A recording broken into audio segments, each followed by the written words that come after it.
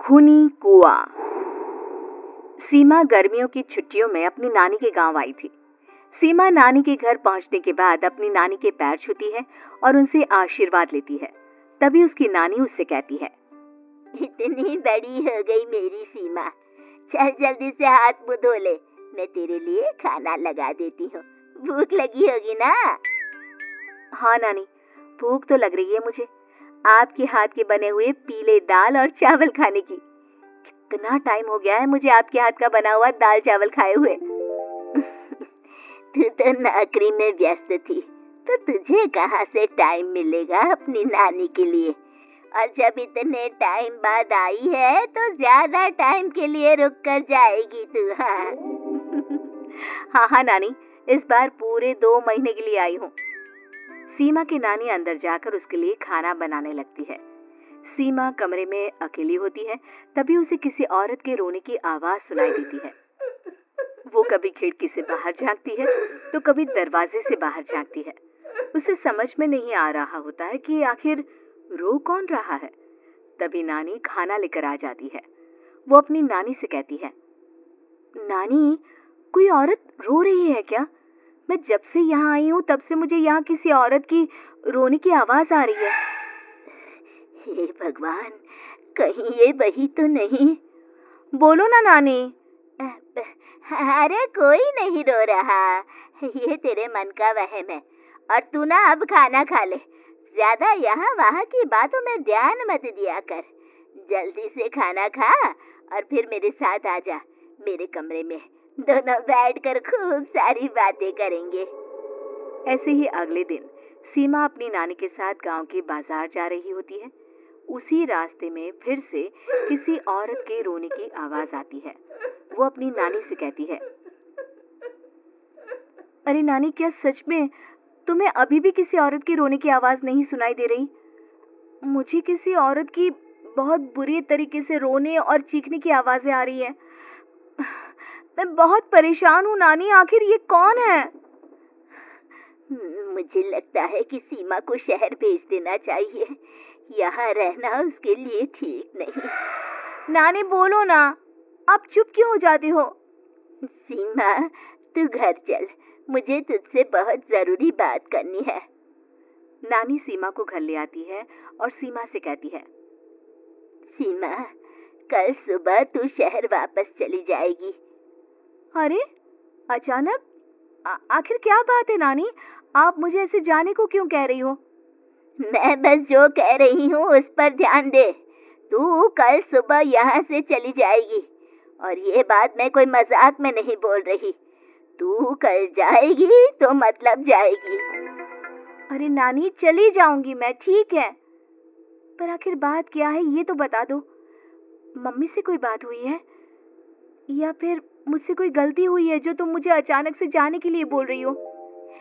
देख सीमा, रात बहुत हो चुकी है और मुझे इस बारे में कोई बात नहीं करनी। चल, अब चल के मेरे साथ सो जा। सुबह की बस पकड़कर तुझे शहर भी तो जाना है। सीमा को अपनी नानी का ऐसा व्यवहार देखकर बहुत ही अजीब लगता है। उसे कुछ समझ में नहीं आ रहा होता है कि आखिर उसकी नानी उसे अचानक से गांव छोड़कर जाने के लिए क्यों कह रही है। ये सारी बातें सोचते सोचते सीमा की आंख लग जाती है और वो अपनी नानी के साथ सो जाती है। ऐसी ही आधी रात को सीमा को फिर से किसी औरत की रोने की आवाज सुनाई देती है। वो उस औरत की आवाज सुनकर बार बार करवटें बदल रही होती है और तभी उसे सपने में भी एक अजीब सी औरत की परछाई दिखाई देती है, जो इतना चीख चीख कर रो रही होती है कि सीमा डरकर उठ जाती है। वो पूरे पसीने पसीने हो रही होती है। वो अपने आसपास देखती है तो घर में बिल्कुल शांति का माहौल होता है। सीमा घबरा जाती है। वो अपनी नानी को जगाने की कोशिश करती है मगर उसकी नानी नहीं जगती। सीमा को फिर से उस औरत की रोने की आवाज सुनाई देती है। आखिरकार सीमा अपने आप को रोक नहीं पाती और वो घर का दरवाजा खोलकर बाहर निकलती है। आखिर ये माजरा क्या है? आज तो मैं पता करके रहूंगी।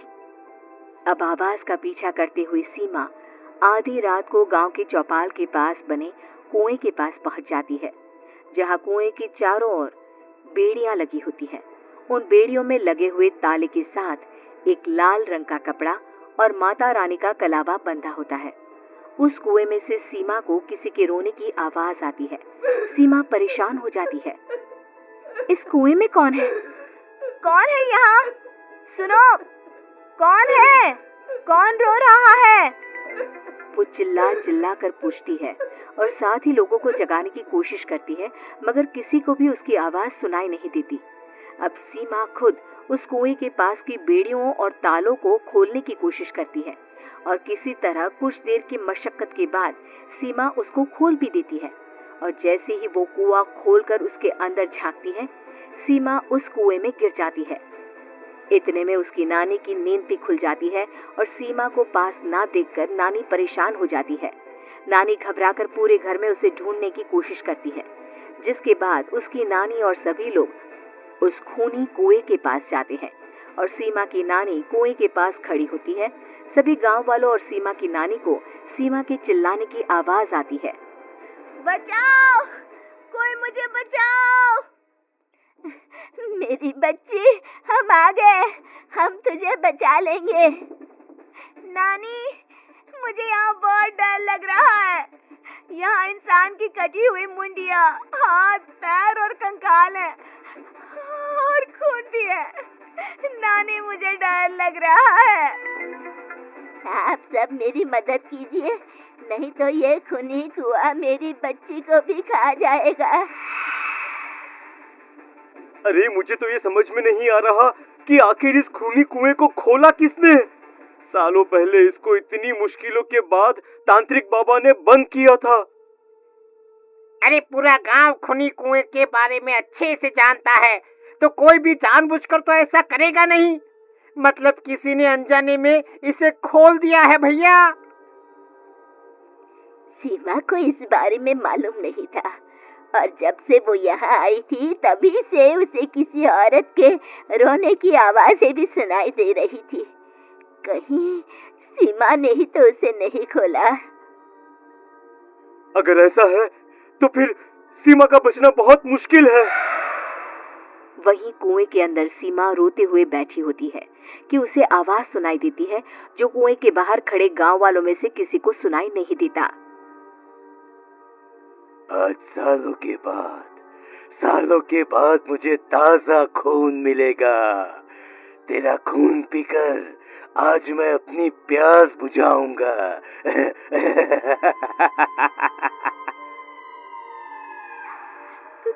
कौन है? कौन है? मत मारो प्लीज, मुझे जाने दो प्लीज। मैंने किसी का क्या बिगाड़ा है? वो तुझे मरने के बाद पता चल ही जाएगा। जितने में गांव वाले और सीमा की नानी कुछ सोच पाते, उतने में उन्हें सीमा के चिल्लाने की आवाज आती है और अगले ही पल सब शांत हो जाता है। क्या हुआ? सीमा, मेरी बेटी। माफ करना बहन, लेकिन अब सीमा वापस नहीं आएगी। हमें एक बार फिर से कुएं को बंद करना होगा। गांव वाले तभी तांत्रिक को बुला कर लाते हैं। एक बार फिर अपनी शक्ति से तांत्रिक बाबा उस कुएं को हमेशा हमेशा के लिए बंद कर देते हैं और वहां एक बोर्ड लगा दिया जाता है कि यहाँ आना मना है।